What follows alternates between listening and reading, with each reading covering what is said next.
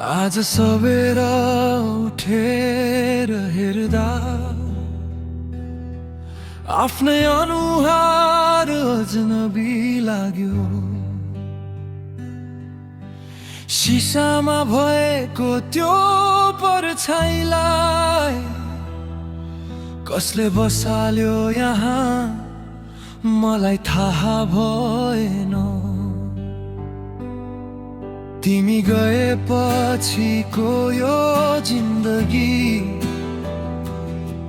एउटा लामो गहिरो सासको जस्तो छ, जुन फेर्न पनि मनले मान्दैन, रोक्न पनि शरीरले दिँदैन।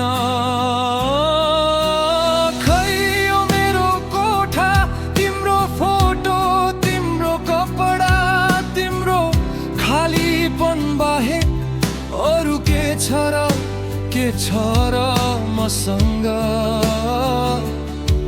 एउटा टुटेको दिल र बेउका सडेको मन। के फरक पर्थ्यो र म मरेपछि? यो सहर त यस्तै बन्थ्यो, यस्तै चल्थ्यो। तेस्रो पटक बज्ने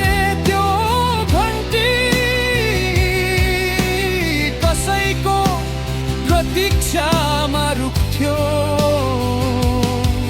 मेरो ओछ्यानको खाली ठाउँ अरू कसैले ओगट्थ्यो र तिम्रो जिन्दगीको पाना मेरो कथा बिनाइ पल्थ्यो।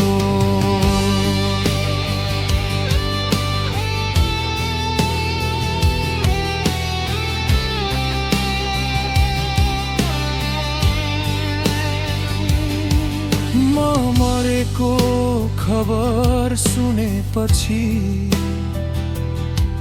तिमीलाई पनि केही महसुस हुन्थ्यो।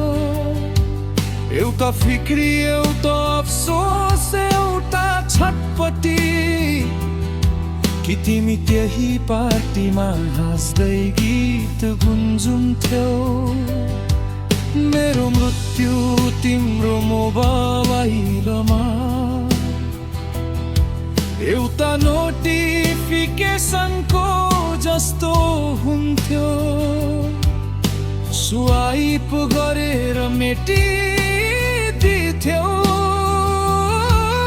अनि अर्को रिल हेर्न फाल्थ्यो।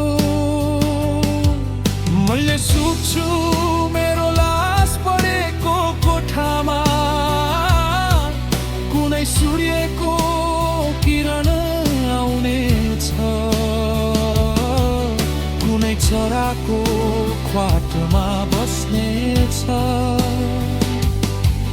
मेरो अन्तिम सासमा तिम्रो नाम नआए कि भगवानले पनि मलाई माफ गर्नेछ।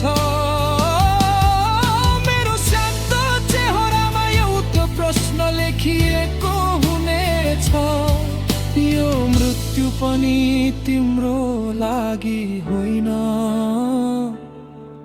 यो त एउटा थकानबाट मुक्ति मात्र हो। के फरक पर्थ्यो र म मरेपछि?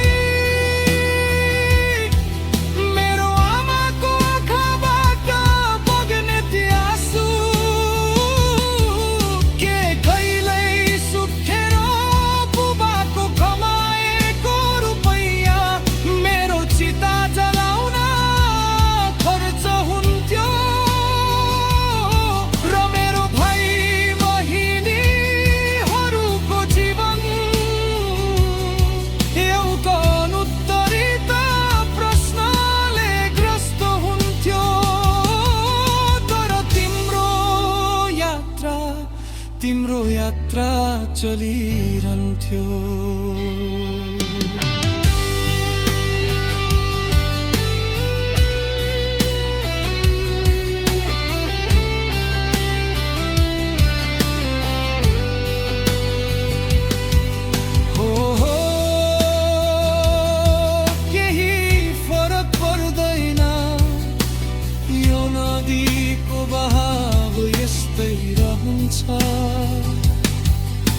एउटा पत झरेपछि